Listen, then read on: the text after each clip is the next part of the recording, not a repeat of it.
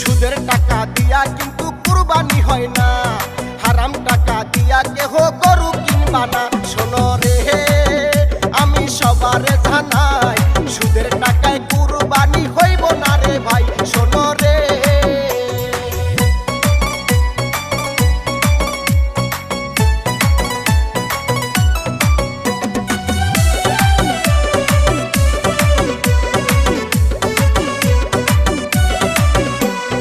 আছো যারা বন্ধু বান্ধব সবারে জানাই, কুরবানির ঈদ আসিল দাওয়াত দিয়া যাই। শোনো রে